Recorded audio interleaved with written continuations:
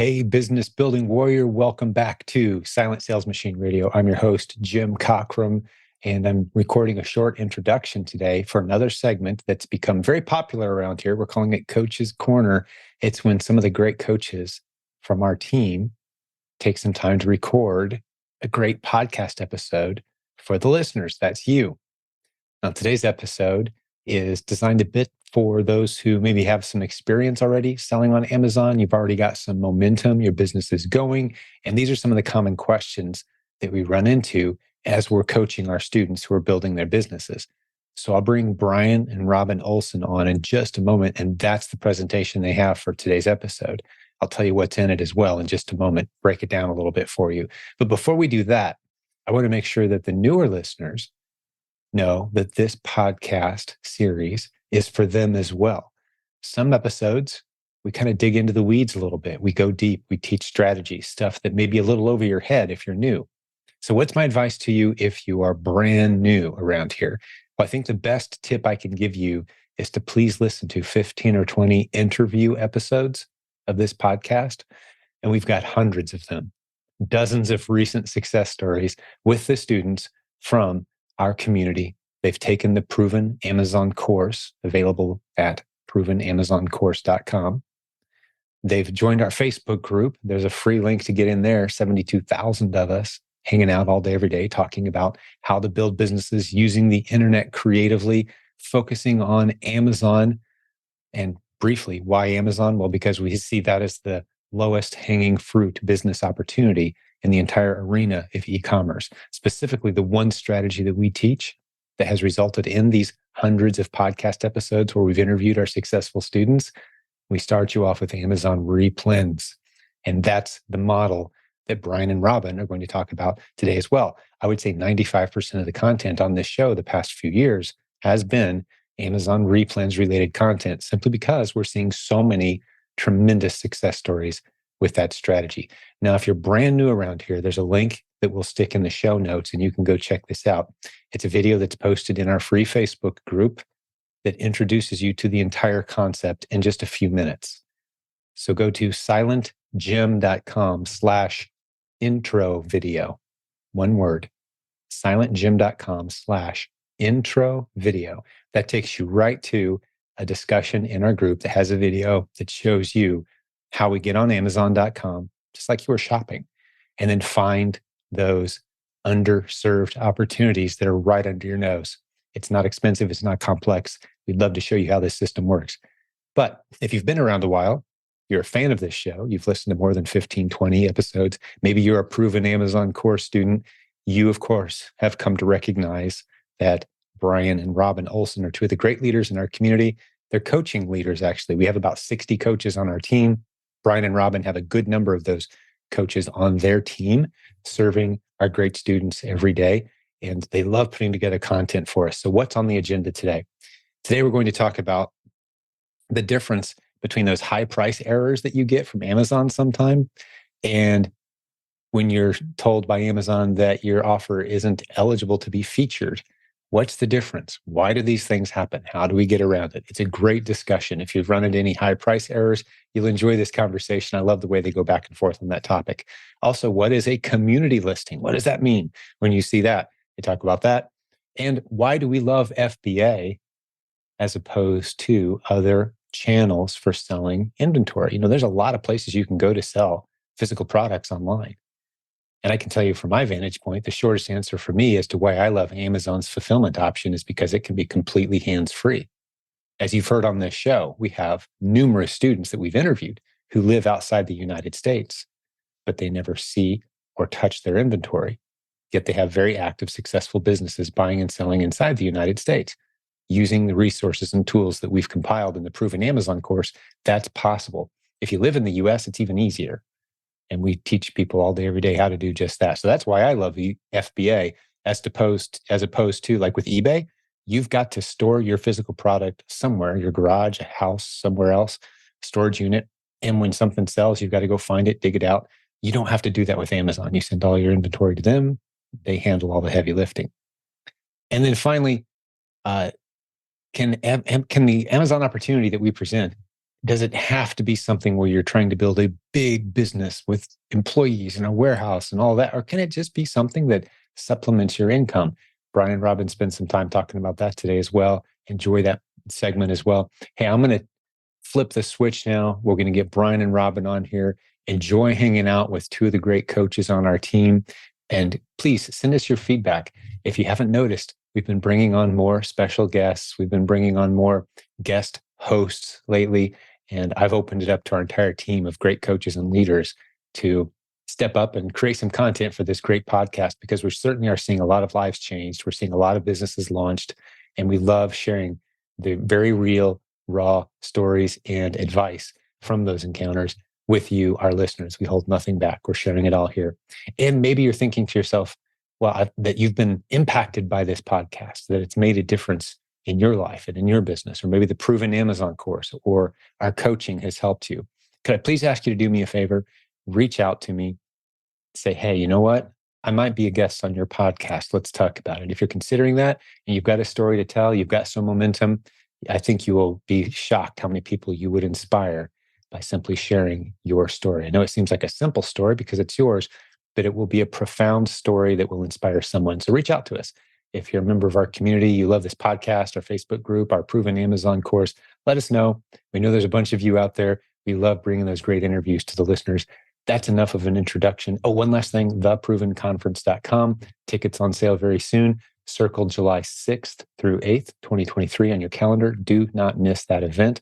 We'll have more details on it soon. The website has all the updates. Remember 3 words, theprovenconference.com. Go check it out. All right, let's go over and get Brian and Robin on the line right now. Welcome back to Silent Sales Machine Radio. We're your hosts. My name is Brian. And I'm Robin Joy. And this is Coach's Corner.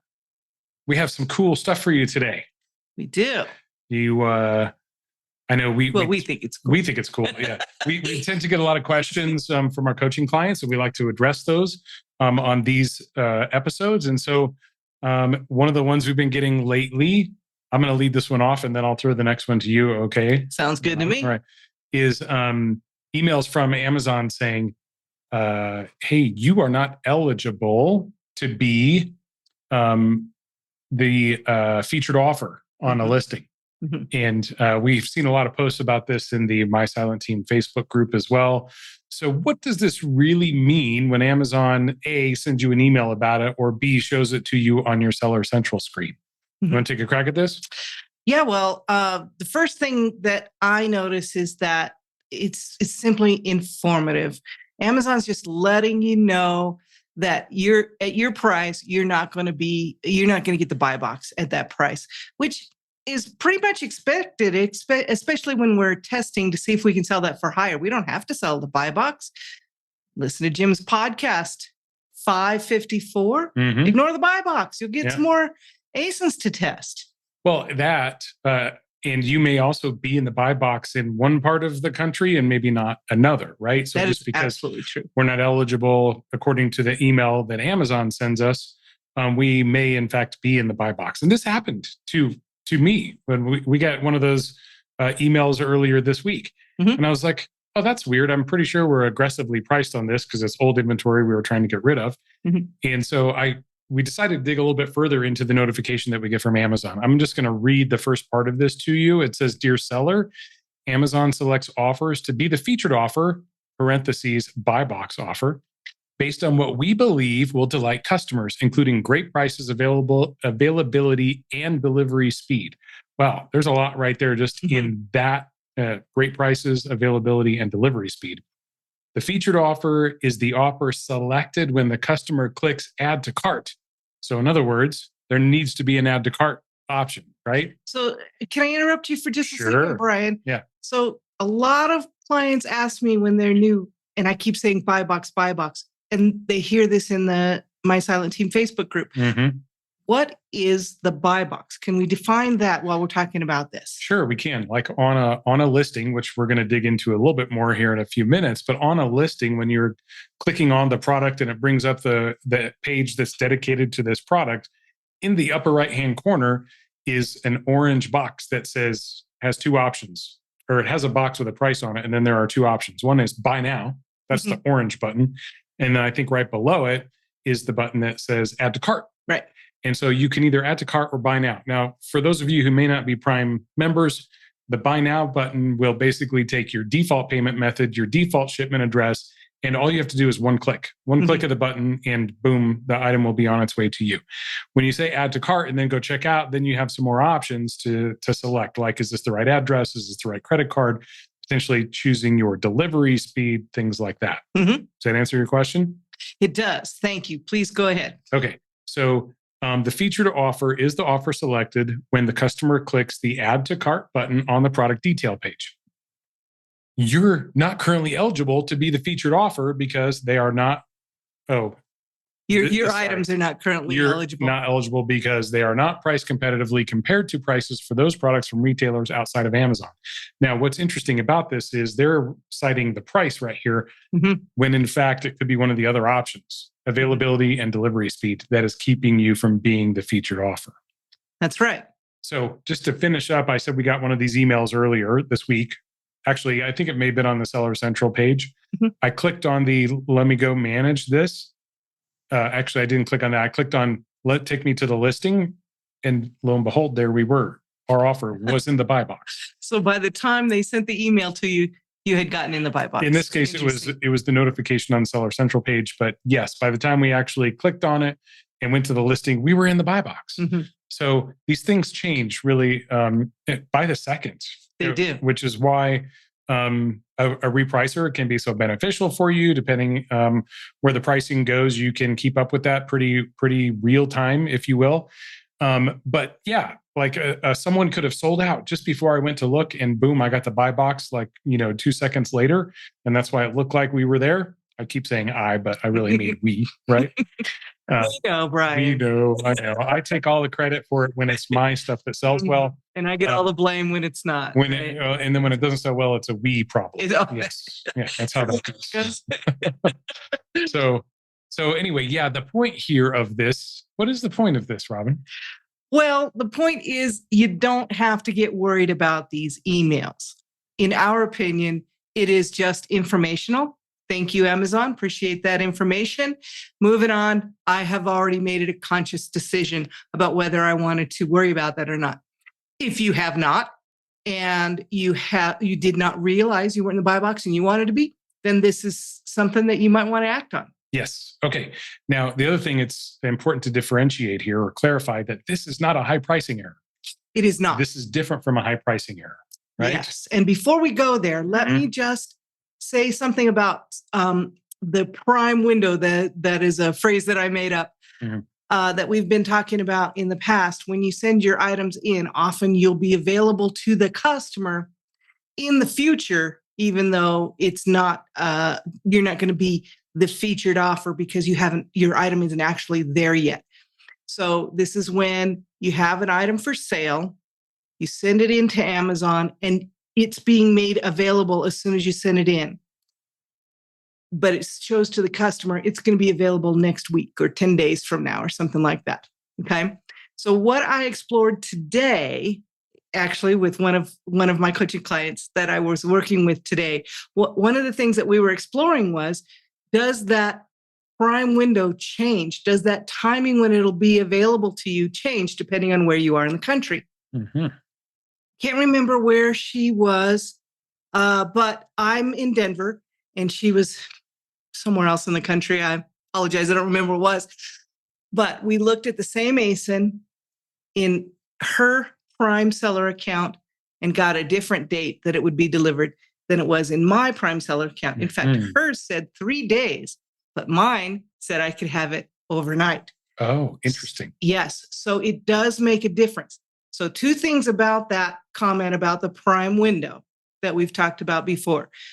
You must be looking from in an account that has Prime available. So a Prime account. So you need to be logged in to a Prime account. Logged in as the buyer in a Prime account in order to see those at all.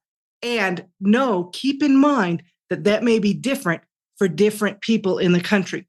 So if you go to your inventory page and you're in the available column, the inventory that's in the available column, I'm not going to say always because I can't prove that, but I'm going to say most of the time that's going to be available within the prime window for someone in the country. And this is as opposed to being an FC transfer or Correct. in unavailable for some other reason. Mhm.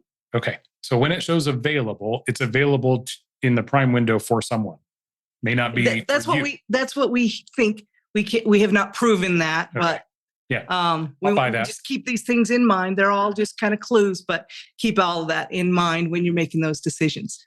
Yes. Okay, so I interrupted you, but you were going to go ahead and talk a little bit more about pricing errors, which are different than. Yeah, so this is different than a high pricing error. This is just a notification that you're not competitively priced, or your delivery time or availability is not such that Amazon will put you in as the featured offer. Mhm. Again, that could depend on which part of the country the shopper is visiting Amazon from.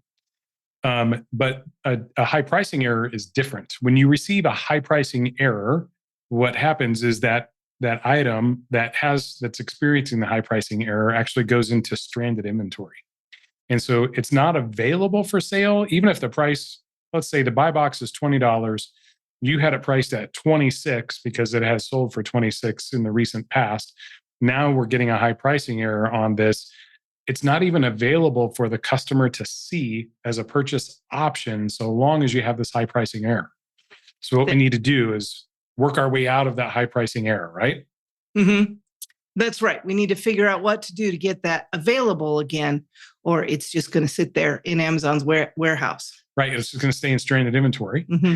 And if you have your inventory recall settings configured every 30 days or so, I think you might be able to configure that maybe for a shorter period of time, maybe 2 weeks, maybe 7 days.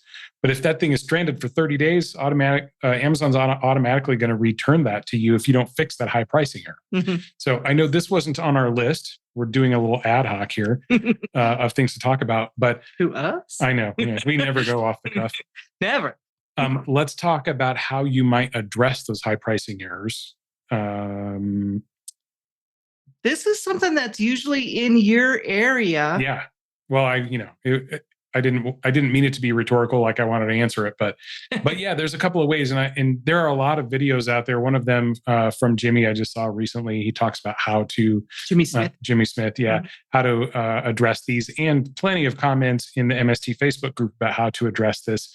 You can take a big swing at it, and come down to near the buy box, and then incrementally adjust your price until you trigger that high pricing error again. And so you kind of know where that threshold is. Or you can take a different approach and keep it at 20, whatever that current amount is, and lower it incrementally each day until that error goes away.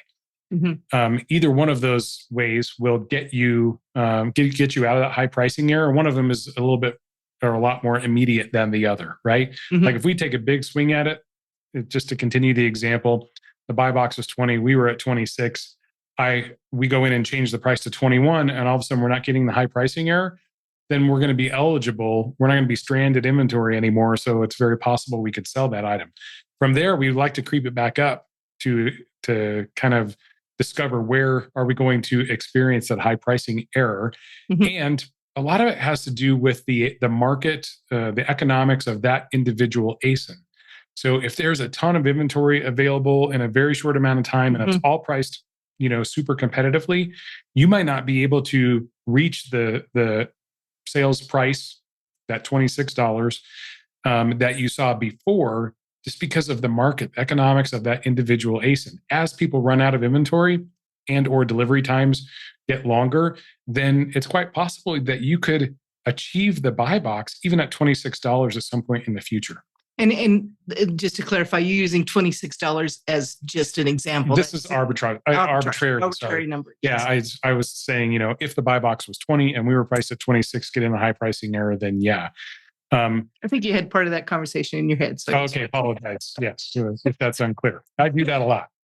So this whole section has been a little bit disjointed, so I wouldn't be surprised if it got cut up and re-edited, but that's sometimes how our brains work.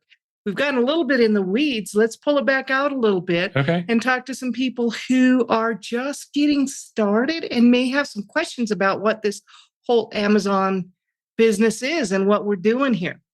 I remember way back in 2019, October-ish timeframe. This is the story time. I just got back from the Proven conference, right? I was fired up. I was excited because I discovered a lot of cool things, met a lot of great people. Business was on fire. Came home. I'm trying to explain to you about how excited I am and all these different things. And you're like, okay, I want to do this too. Yeah. Show me how to source. And I'm like, great. What we're trying to focus on is community listings here. And I go through this, probably had a lot of conversations in my head, just like you were saying. And you were like, hold on a second. What's a community listing? Right. I had no idea. Yeah. What is a community listing? What's a third-party seller? I thought when I bought from Amazon all the time, still do, because they have great service and I can get stuff right away. And I just love it. So I was buying from Amazon all the time, had no idea I was buying from other people besides Amazon, third-party sellers sometimes. So yeah, so you had to explain to me. And what is a community listing? Why do we care about that?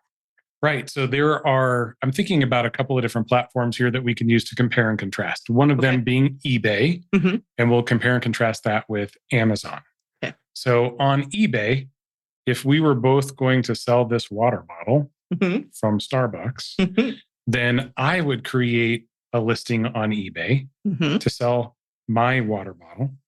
And if you were trying to sell the same water bottle, you would create your own listing, right? I put my own pictures up, my own description. Everything would be mine, my own, options for how much I want to charge for it. And we would be competing head to head. Yes. For the exact same product. Hoping that they see my listing before they see yours. Right. So then it's all back, tricks about how do I optimize my listing to be better, whatever. Well, Amazon said, you know what, we're going to take a different approach to this. So the eBay is basically a one-to-one approach, right? Where I have my product and I have my listing and you have your product and you have your listing, even if the products are exactly the same. One product, one seller. One product, one seller. With Amazon, it's different. Amazon does not want multiple listings or multiple offers for the same product. They want one listing for the water bottle. Sorry, can I put that in front of your face a little more? It's okay. I'm used to it. It's all right. One listing for the water bottle, and then multiple sellers can sell that water bottle on Amazon. So there are multiple offers. They're just all on the same list. Same listing, right? So this is what we call a community listing, where if you are approved to sell the brand and you are approved to sell in the category, then multiple sellers can sell on that listing. Did we get that right? Yes, that's the way I understand it. Okay. So what's good about that and what's bad about that? There's got to be both sides, right? Well, I think there are pros and cons for sure. Yeah. What's good about it is, well, we don't have to make the listing. It's already made. True. Right? Listing creation can be a big deal. It is. And that's one of the great things about just selling replens is that you can just go ahead and sell whatever is out there that has already proven itself to be a good seller. That was one of the things that really turned me on when you were telling me about this type of listing and this business that you had gotten into and I was going to get into with you, was the fact that we could see how has this listing performed in the past before we decide if we think it might continue to perform that way for us. I thought that was just genius. Well, and that goes back to the proven, right? The proven methodologies, the proven strategies, the proven concepts, the way to perform, the way to do business on Amazon, the proven, hence proven Amazon course, is that's what you get with the approach that is being taught in this community. We're looking now. We can't. It's not a guarantee. No. But we can prove it out. It's a theorem, right? So some traits of that listing have already proven themselves to be true in the past, and then we test them to see if they're continuing to be true for us. What are some other advantages to having the community listing? Well, I'll tell you, not having to make a listing saves me a whole lot of time. Because making a listing, taking pictures, I don't even have to have the inventory ever in my hands Mhm. in order to sell on that listing. I can Mm. send it straight to a prep center Mhm. who sends it straight to Amazon, and I don't have to hold it in my hand and take pictures or anything like that. That's already done for me. So love that. Yeah, I do too. And let's just take a minute to talk about there are many, many seven-figure sellers Mhm. in this group Yes, who have no idea how to create a listing. that is true. And they don't need to. You don't need to, No. right? You can use what's already out there, Mhm. proven listings that you find inventory for that is Mhm. profitable when you source it. You send it in, you make money, you can make a lot of money, And then you send it in again. and then you send it in again, hence replens, right? All right. Well, what are some of the cons of Well- not having to make a listing? Well, one of the things that you don't get is control of the listing itself. So Yes. if you didn't make that listing, a lot of times you won't be able to upgrade that listing, or I'm sorry, that's not the word I want. You won't be able to improve that listing. Mhm. You won't be able to put new keywords in there that you think might be optimized for searches. You won't be able to change those pictures. Sometimes you'll be able to make some changes, but most of the time you won't be able to make changes. And if people have broken the rules or made mistakes when they made those listings, you need to be careful Mhm. and just make sure that it's not going to have any problems. But that's pretty easy to do because Amazon's pretty good at cleaning that stuff out. Some would say that's true. Others would say you should see this junky listing I'm on. Right? It doesn't And have any. sometimes it's fine. It has 5 words in the title. It doesn't have any bullets. There's no Right. product description. There's one picture. Yeah. The picture doesn't match the title, and yet there might be 50 drops a month on this listing. Right. Right. If it sells, it sells. Yeah. How So- many times? I'm sorry. I was just going to say, sometimes those junky listings, what appear to be junky listings, are gold. Yes, sometimes they are. What I was going to mention was, what do you think? I completely lost my train of thought. Well, we can come back to it. All right. So more of the cons of you don't get to make the listing, you don't get Yep. to improve the listing, and some of the other things I just said. The images could stink. They may not match the title. Say, Sure. excuse me, we're back now. A little blip in the brain. So how many times have you sold something or sourced something for the list that is, you don't have any idea what it is? A lot. Yeah. So you do not have to be an expert at knowing what this is or what it is meant for. There are tools and crafting items and things that I may not understand, but I can understand whether it sells well or not. And I can understand whether I'm getting the right item that matches or Well, not. that's the key right there, is even if I don't understand what it is, or I mean, I can probably figure it out, but I do need to be 100% certain that I'm selling the same item that listing is describing. That is true. So if there's a model number or something that you can match up on those, that's a good idea. A model number, a UPC code, Mhm, a picture that is the exact match, right? mhm. And so what do we do? I know we're going to take a little rabbit trail here. No, we never do that. What do we do if there's a difference, let's say in the picture versus the title versus the bullets? And I'll just give you a quick example here. So let's say that, because I've mentioned this before, but we're in the shrinkflation period right now, Mhm. right? So maybe there was something that used to be a 16.9 ounce something, shampoo, water, whatever it is, and now it's a 15.9 ounce or a 16.2 ounce.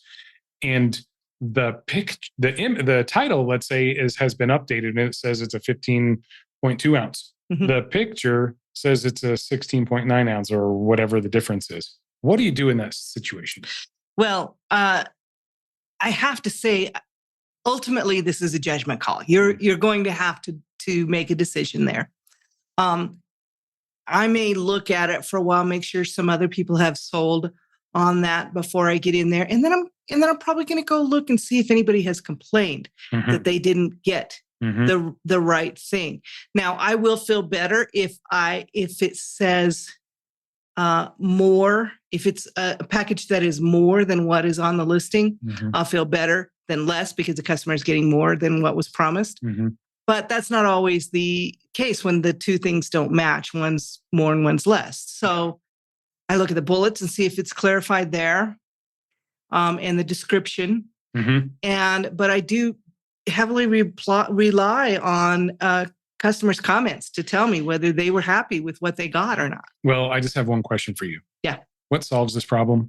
More SKUs. More SKUs. If I find myself spending too much time trying to figure out if that's a product that will work for me or not, if I've got the right source, I could go find 10 more ASINs to test in the time that I spent worrying over that one. There's just too many good listings. That's right. That's my answer would be, if there's, when in doubt, move on. Yep. Just go to the next one. Agreed. Okay.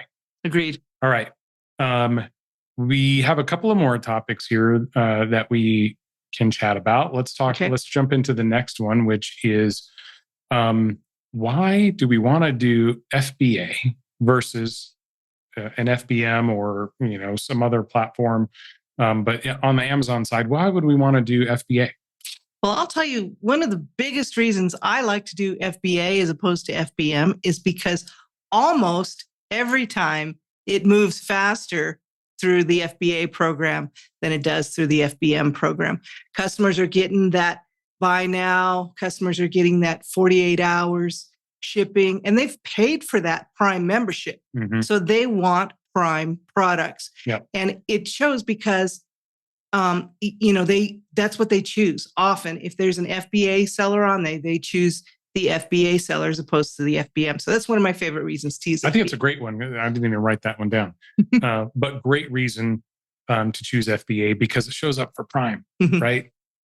It's easy to turn on the filter if you're a shopper that says only show me Prime items, and if you only have an FBM offer, then you're not going to show up on that list. Right. We can make the case and the argument that there is still an audience for the non-FBA shoppers. Absolutely. We may do that at some point in the future, but for now, why FBA? That's number one reason. Number two reason that I like it is because you don't have to send it to the customer. So as a onesie twosie, right? Every time an order comes in, like I have to get up in the morning and get that shipped off before the time's up. We like to look at our phones and say, oh, look, I've sold 14 items, 28 items. I sold 100, whatever items today. If you had to ship each one of those to your customer, it'd be a little more challenging than, say, making a shipment once a week or twice a week, dumping 150, 350, whatever units into your boxes and having them shipped off to FBA. Now, the downside to that is you got to wait for Amazon to go through all your inventory. Right. They have to receive it and put it in the warehouses they want it and make it available for the customer. That is true. Yep. However, if I compare making money in my sleep, I can make money in my sleep with the FBM program where I have to ship it to the customer within a certain amount of time myself.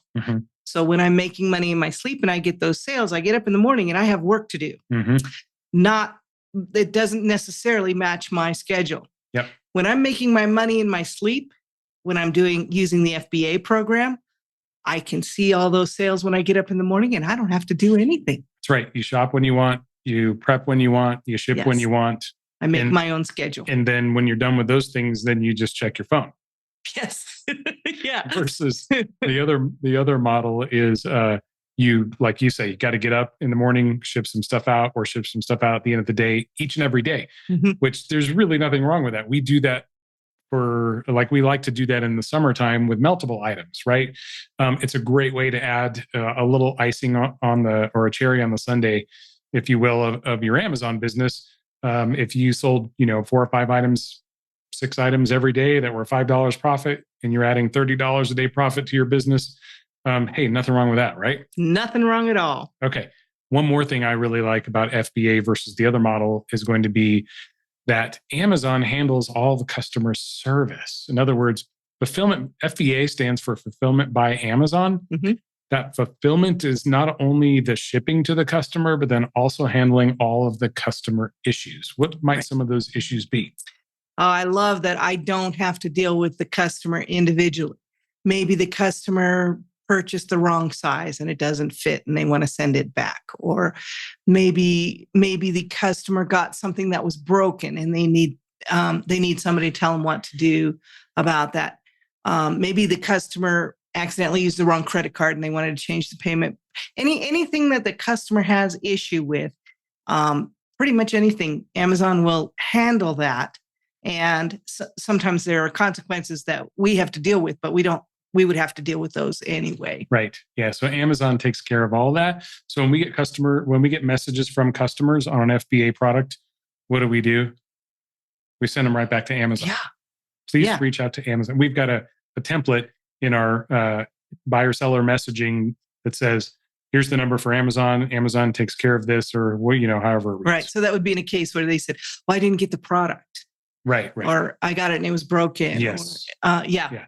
Amazon gets to deal with all that. Yes. However, we do love customer feedback. Customers do give feedback to the sellers, and that helps us in our metrics, our seller metrics. But we do a little happy dance every time we get a 5-star review from somebody. We make a real celebration. Every morning we look to see who gave us a good review, and we make a clear celebration and gratefulness to that particular customer for reaching out and saying something nice. Absolutely. Because what you focus on, you will create more of. Yes. In your business and in your life. So if you focus on the bad stuff, then maybe you're going to get some more bad stuff, challenges, whatever. But if you focus on the good stuff, you will bring more good stuff into your business. Yeah, I think that's true. All right. So it's Amazon FBA. Amazon handles all the customer service. Mm-hmm. Great. I think we've got time for one more subject here if we want to jump into it. Okay. I love this topic because as coaching, as coaches for our clients, we get asked, I think everyone comes in to this business with big goals.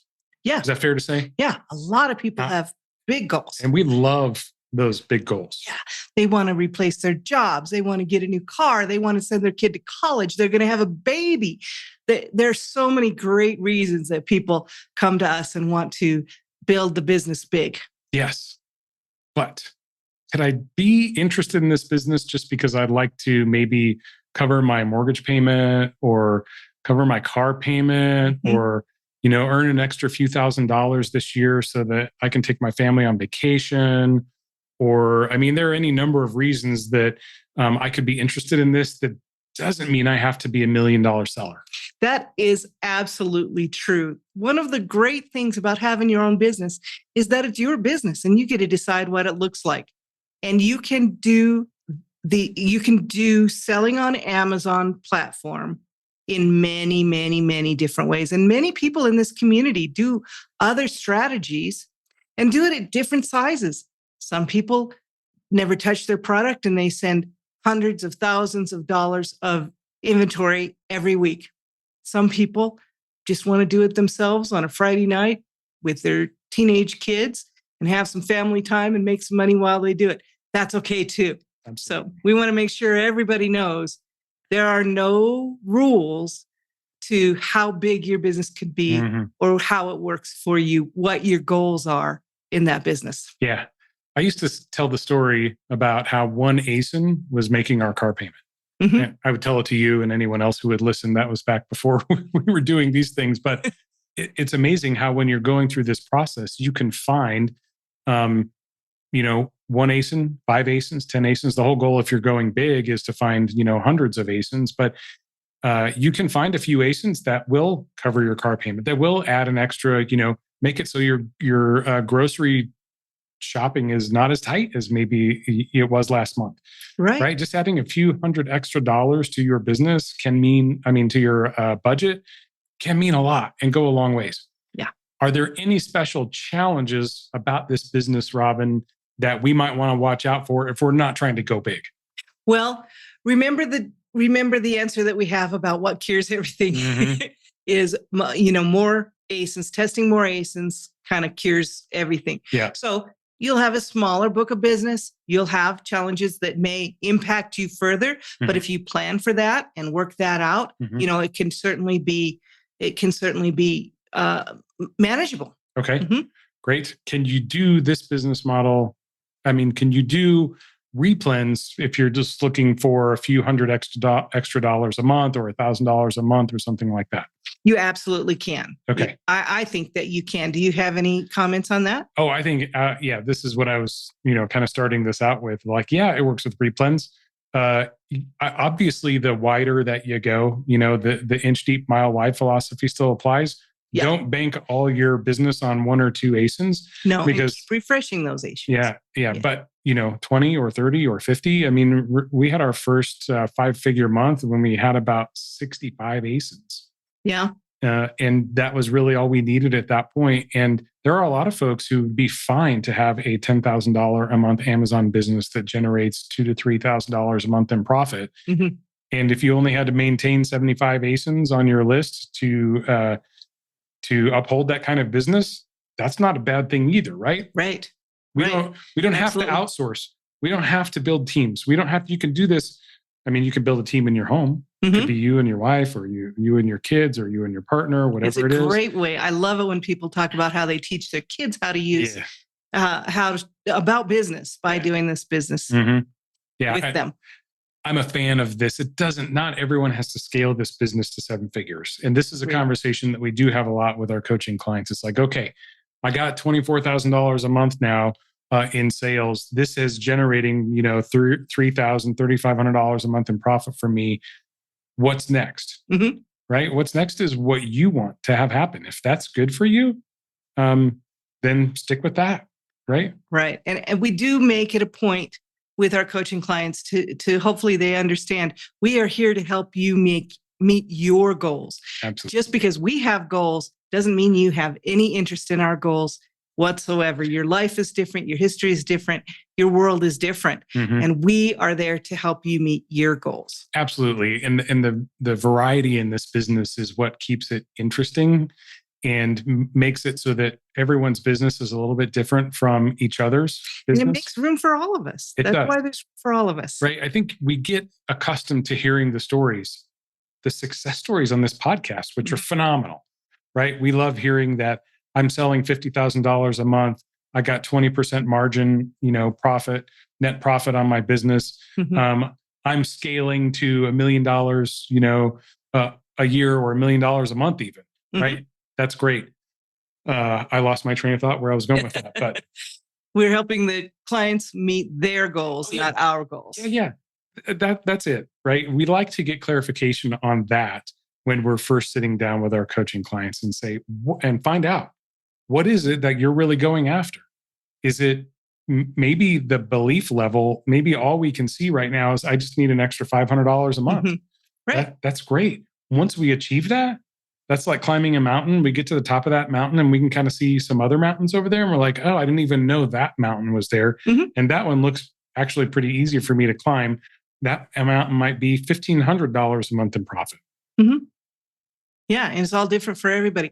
I would say one thing to think about is that the main ideas still have to all be, if you're going to do a replens business, there are what we've kind of identified as 3 main areas that still have to be worked, whether on a small scale or a larger scale.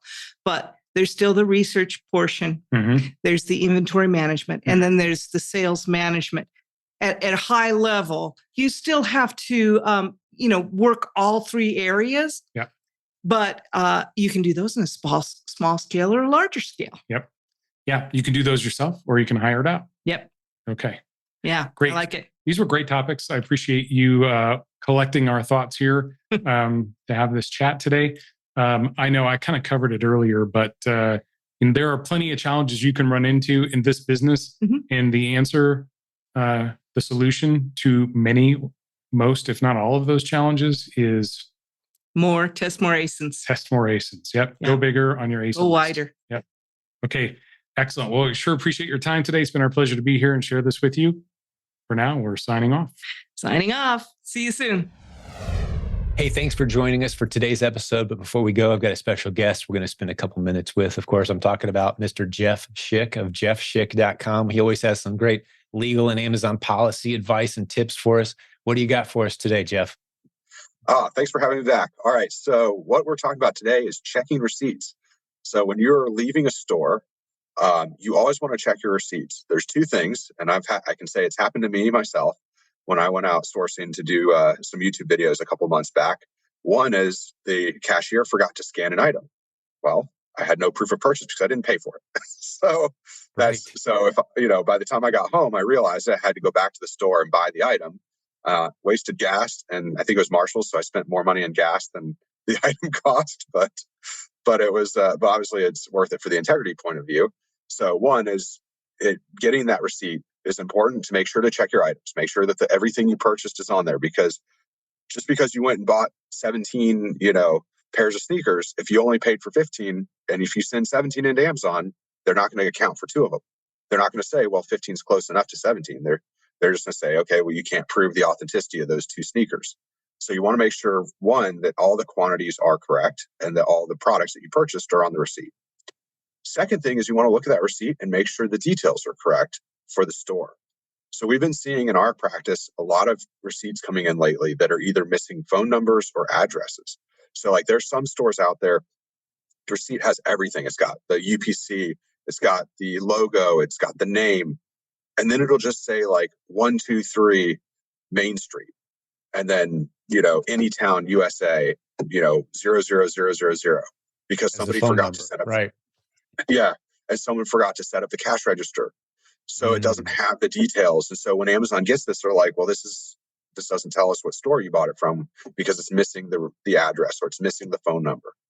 We've also seen receipts where it has the logo and then it'll just say store number 953, and then it'll say Atlanta, Georgia, and then that's it. It doesn't say what the address or the phone number for store 953 is. And unfortunately, when Amazon gets that, they can't accept it because even though it's a brand name, big box retailer, they're not going to go look up store 953 to figure out what's their phone number and their address, and they're just going to reject They'll it. just reject the receipt as not valid proof of purchase. And for those who don't know, it doesn't happen very often, but it happens often enough that you definitely should be saving all the receipts for all of your reselling activity. When you go to stores and you buy products, make sure it's a detailed receipt, shows what you bought, what you paid, what store you got it from, because Amazon might ask for that as verification that it's a legitimate product that you're selling.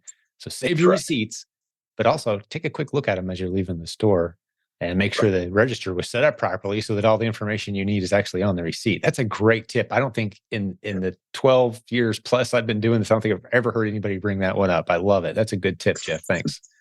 Hey, you're most welcome. And Appreciate also, if get a receipt scanner. I can't say that enough.